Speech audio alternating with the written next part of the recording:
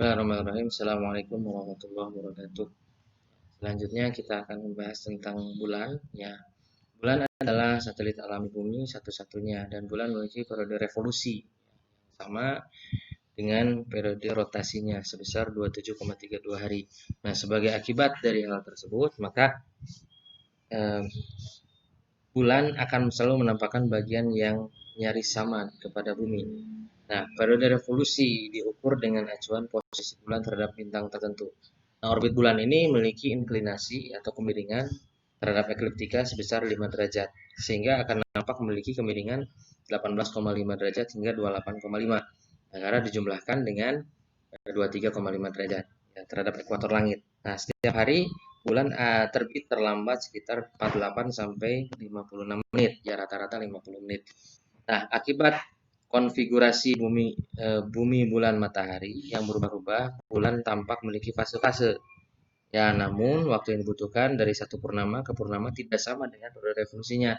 Nah, ini yang namanya periode sinodis yang kita terangkan di video sebelumnya.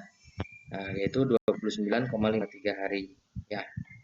Nah, bagaimana kita membedakan antara fase awal dengan fase akhir? Fase awal mulai dari bulan mati, kemudian setengah purnama, purnama, setengah purnama akhir, kemudian sampai ke bulan mati lagi. Ya, jadi bagaimana kita membedakan antara fase awal waxing ya dengan fase akhir waning? Pertama, waktu terbit bulan akan berbeda-beda sesuai fasenya. Kedua, jika bagian barat dari bulan tersinar matahari, maka ia sedang berada dalam fase awal. Ya, maka ia sedang berada dalam fase awal. Kalau bagian barat dari bulan yang tersinari matahari. Begitu tentang bulan. Ya, kemudian kita bahas juga ya berhubungan dengan matahari, bulan dan bumi, sistem matahari, bulan dan bumi, dan juga sistem ya tiga sistem lainnya ya, sistem tiga benda lainnya yaitu transit, gerhana, dan okultasi. Apa itu transit? Kalau gerhana mungkin kita sering mendengar, ya, gerhana sering kita dengar, ada gerhana matahari, ada gerhana bulan.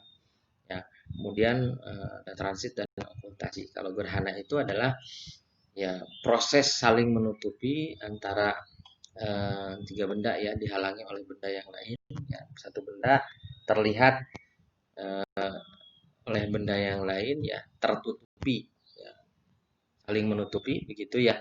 Kalau untuk gerhana itu memiliki diameter sudut yang hampir sama. Seperti contoh misalkan gerhana matahari dan gerhana bulan. Dilihat dari bumi, ya, gerhana matahari ya.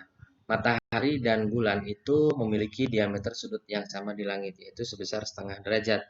Pun begitu dengan ya gerhana bulan sama ya. Gerhana bulan ya bulan dan matahari dilihat dari bumi itu setengah derajat.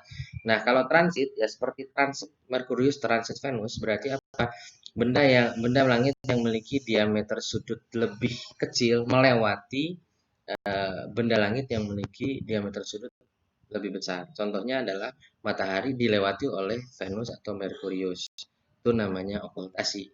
Namanya transit. Dan okultasi adalah benda yang diameter sudut lebih besar melewati benda yang diameter sudutnya lebih kecil. Contohnya apa? Contohnya adalah okultasi Jupiter oleh bulan. Ya, kita tahu bahwa bulan itu diameter sudutnya adalah setengah derajat, sedangkan Jupiter kalau di langit diameter sudutnya adalah lebih kecil dari bulan. Maka proses tertutupinya Jupiter oleh bulan itu namanya okultasi. Ya, nah diameter sudut itu apa? Diameter sudut itu adalah cakupan sudut dari jarak tertentu. Ya, cakupan sudut dari jarak tertentu. Maka diameter sudut matahari yang berarti adalah jarak bumi matahari. Ya, jarak bumi matahari dibagi dengan eh, diameter diameter sebenarnya matahari dibagi dengan jarak bumi matahari.